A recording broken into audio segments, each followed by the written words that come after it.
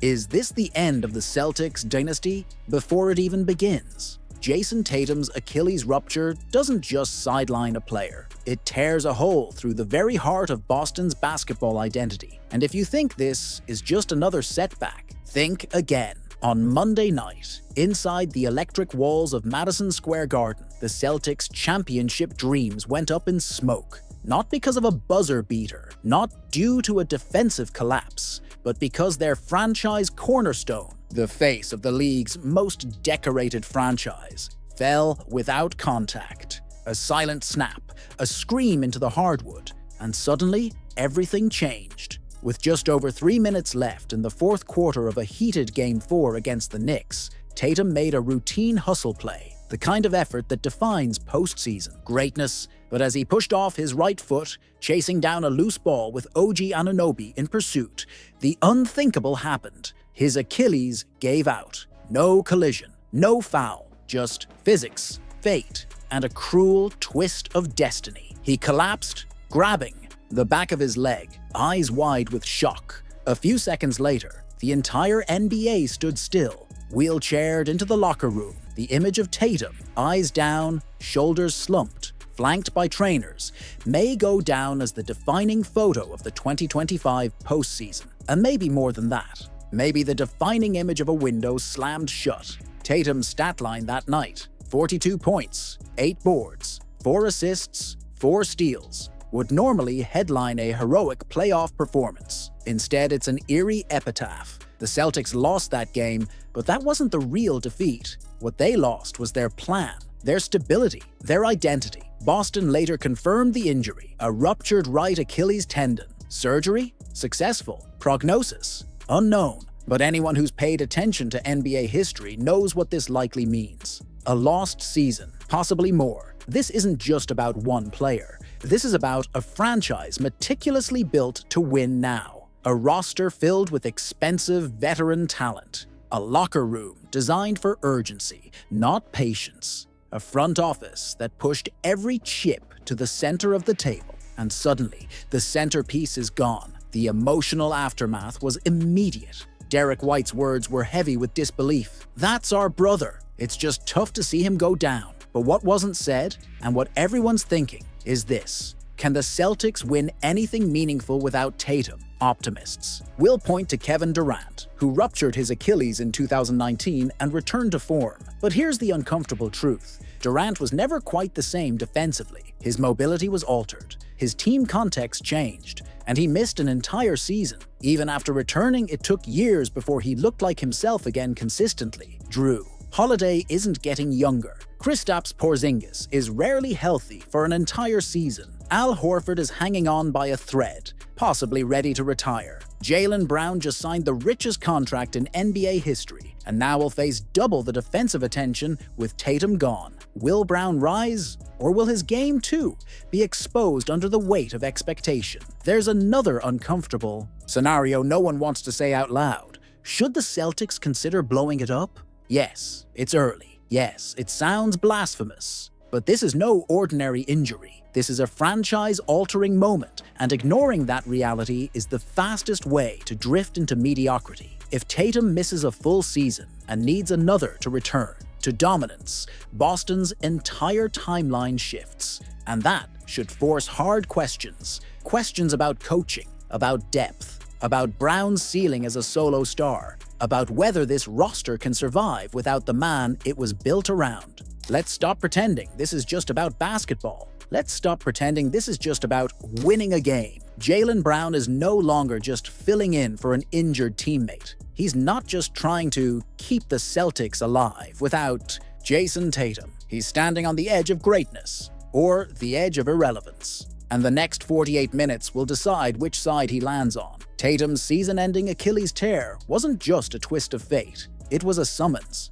a call to arms, a line in the sand. Now, the spotlight shifts violently toward Jaylen Brown. The wooker noise fades. The expectations crash like thunder. And there's one question left, screaming in every Boston fan's mind. Can Jaylen Brown be the man when there's no one else left to take the shot? Forget about regular season heroics. Forget about highlight reels. Forget about that shiny Finals MVP from 2024. Those moments, they fade. What lives forever is what you do when everything breaks. When your superstar co-pilot goes down. When your season is dangling by a thread in front of 20,000 anxious fans. And millions more watching, waiting, doubting. This isn't about beating the Knicks. This is about legacy. It's about whether Jaylen Brown belongs in the pantheon of Celtics immortals, or whether he'll be remembered as a great number 2 who couldn't carry the flame when the fire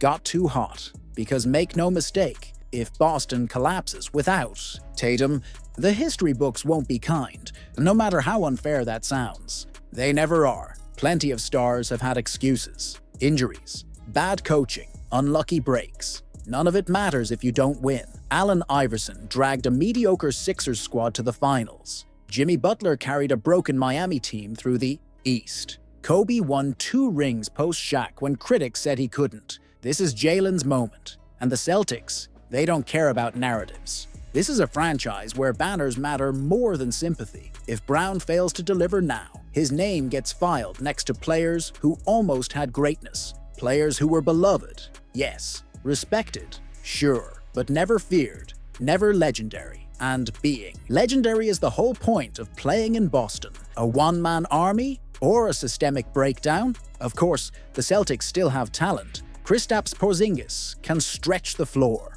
Derek White is a two-way menace. Drew Holiday is a rock, but none of them have the gravity that Tatum brought. None of them shift defenses. None of them collapse schemes. Which means one thing. The Knicks are going to throw the kitchen sink at Brown. Blitzes, traps, doubles from half court. The question isn't just whether Brown can score, it's whether he can bend the game around him. We've seen flashes, 30-point outbursts, defensive clinics, crunch time dagger threes. But can he sustain it under this kind of pressure, with every possession carrying the weight of a franchise's expectations? Some voices around the league are quietly whispering, what if this is actually better for Jaylen? No more sharing the spotlight. No more talk about Robin to Tatum's Batman. This is Jaylen Brown, unfiltered. He touches the ball every possession. He takes the final shot. He answers the media questions alone. He owns the stage now. And if he succeeds,